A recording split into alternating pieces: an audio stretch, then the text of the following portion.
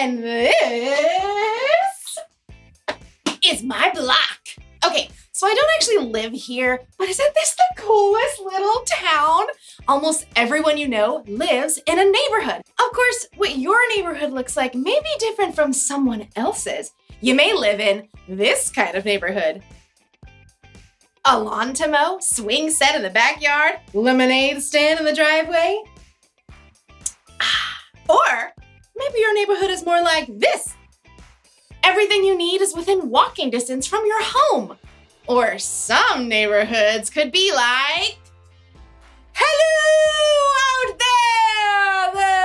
there! But every neighborhood has one thing in common, neighbors! They've all got people. And whenever there are people around, that's when you need to know about compassion.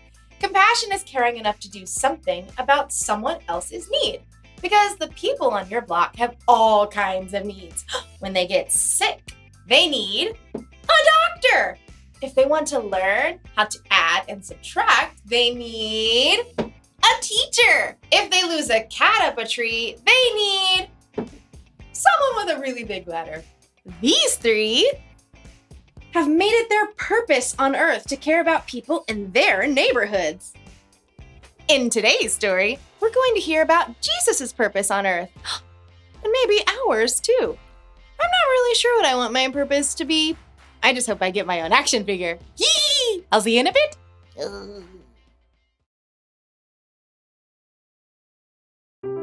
The Bible. It's 66 books of history, stories, letters, and poetry that fit together to form God's one big story.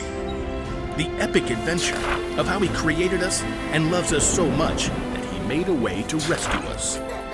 As we travel through the Bible, from Genesis to Revelation, we discover people who met God and found their lives changed forever.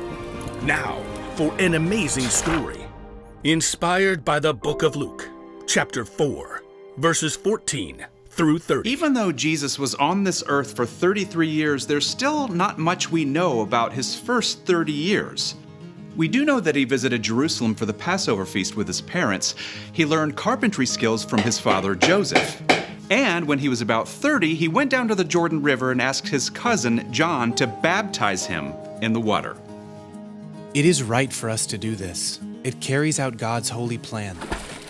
As Jesus rose from the water, God's voice called out from heaven, "This is my son, and I love him. I am very pleased with him."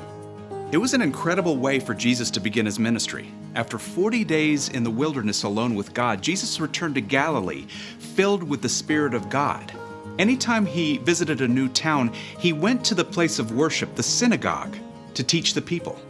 You are the light of the world. Isn't he just the bee's knees? Everywhere Jesus went, people were amazed and praised his teaching. That is, until he got to Nazareth, the town where he had grown up. Well, if it isn't Carpenter Boy Jesus! Hey man, where you been? We hear you talk real big now. On the Sabbath day, Jesus went into the synagogue. An attendant handed him a rolled papyrus. The scroll of Isaiah. Isaiah was a prophet who lived hundreds of years before Jesus, and God had spoken to Isaiah about a Messiah who had come to rescue God's people, and Isaiah had written down every word. Watch that papyrus as you unroll it. A bit crackly. Jesus stood before the crowd of worshipers and unrolled the scroll until he came to the right place. The Spirit of the Lord is on me.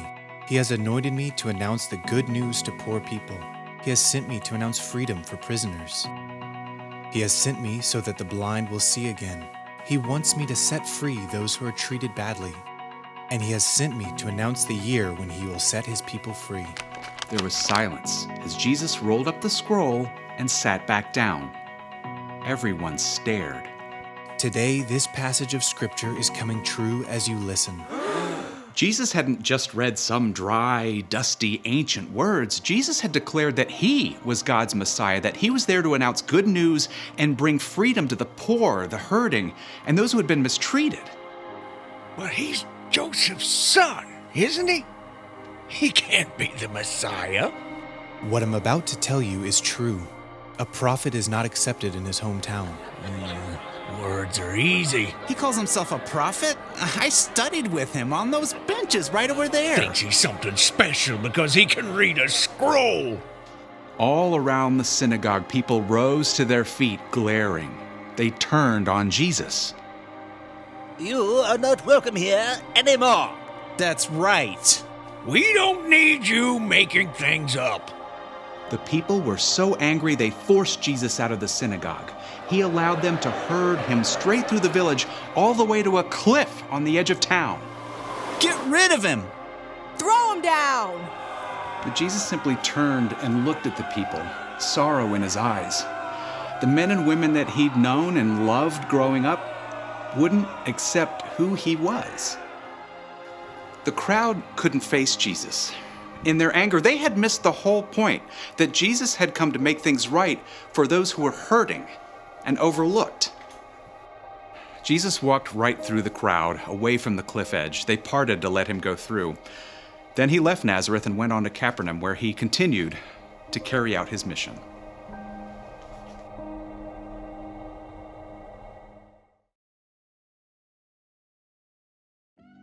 When Jesus was here, he had a mission to announce the good news to people who needed to hear it and to care about people who'd been treated badly or had been overlooked. He came to heal, to teach, and to rescue. That was his purpose. And Jesus fulfilled that purpose when he died on the cross for the sins of the whole world. That's how much compassion he has. That's how much he cares for us. So, if we're going to follow Jesus, that doesn't mean we literally have to walk where Jesus walked. But it does mean that we should have a similar purpose. We should care about others. Your purpose might be to heal. When someone isn't feeling well, maybe you can do something to help them feel better. Or when someone is having a hard time understanding something, you can help teach them.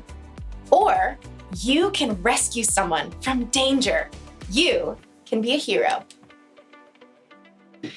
And guess what? You don't have to be a doctor or a teacher or a firefighter to care about others. You can care about the people on your block right now. You know how? You can lend a hand to someone who needs one. You can make somebody laugh. Or you can listen. Or you can just be there for someone who's all alone. Jesus cared so much for other people, and we should too. That's why the one thing to remember today is this. Following Jesus means caring about others. That's true in your neighborhood and in mine. I've got my own action figure. Spitting image. Close enough. I'll see you next time. Can you play me? Okay, thanks.